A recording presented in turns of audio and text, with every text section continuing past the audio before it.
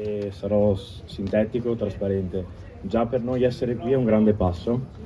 Scusate, mi sentite? Meglio? Ok, dicevo, già per noi oggi essere qui è un grande passo perché, come sapete, non ci avete visto, non abbiamo fatto forse quel rumore che si aspettava, ma per una grande scelta consapevole nel rispetto di mia sorella. Cioè il nostro silenzio è stato per lei, per una vita spezzata a soli 26 anni. Fa male, e non è solo quello che viene inflitto, ma è tutto il sistema e quanto male e il dolore che si prova dopo. Guardate che bisogna scegliere poi di vivere e non è facile fare questo passaggio, e scegliere di vivere non lo si fa da soli in questi casi, non si è assolutamente preparati mentalmente, fisicamente, emotivamente a un atteggiamento e perdere una persona in questi modi, ed è veramente brutale. A noi ha aiutato molto la presenza di alcune persone, degli amici, dei conoscenti, e hanno giocato un ruolo fondamentale e hanno portato magari anche qui ad oggi. Quello che voglio aggiungere è che appunto, ed è quello che ho anche detto inizialmente con grande difficoltà al funerale di mia sorella, e come è stato detto fino adesso, non giriamoci dall'altra parte. Veramente, potrebbe fare la differenza. Una parola, uno sguardo. Guardate che è fondamentale. Magari a voi sembra che sia una cosa piccola, non è vero, non è assolutamente vero, perché c'è qualcuno che magari a volte non riesce a chiedere aiuto, ma se qualcuno lo vede con empatia e capisce, è già l'inizio per essere salvate. E dall'altra parte chiaramente c'è anche tutto il discorso dell'educazione dell'uomo e di tutti quei principi. Possiamo fare la differenza, credo che ad oggi ci siano tutti gli strumenti per farlo, ma dobbiamo farlo. Cioè non è una cosa che si può più rimandare, è una priorità che deve scalare.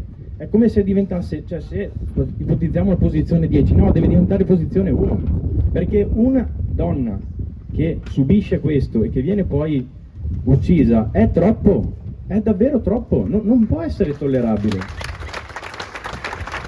No. Ovviamente lo dico con un certo trasporto emotivo, perché per me e per noi lo è, e la ferita è ancora viva, ci manca, e quando sentiamo che ad oggi succedono ancora casi, dopo denunce, dopo aggressioni, cioè dico, ma e allora dove siamo? Dove siamo?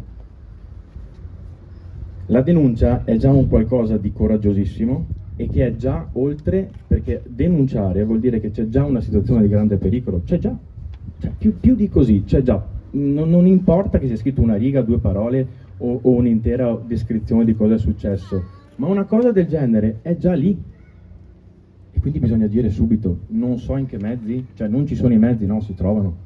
Ci sono anche volontari magari che possono fare questo, ci sono 1000 ambiti appunto, e ringrazio molto per inserire questo tema anche all'interno dello sport, perché credo sia fondamentale, però davvero non giriamoci dall'altra parte, ecco.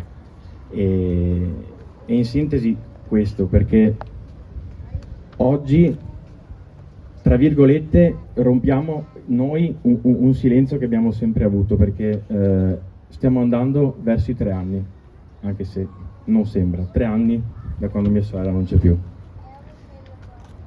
e continuano a succedere. Quindi quando ho ricevuto questo invito ho detto ok, è ora di rompere un po' questo silenzio, perché c'è l'empatia di capire cosa sta succedendo. Quindi ringrazio di nuovo tutti, e veramente in qualsiasi ambito voi lavoriate o qualsiasi sensibilità voi abbiate, siateci, cioè dovete esserci. Ve lo chiedo con il cuore, ve lo chiedo con il cuore, e trasferitelo a chi può ascoltare, cioè tutti. Grazie.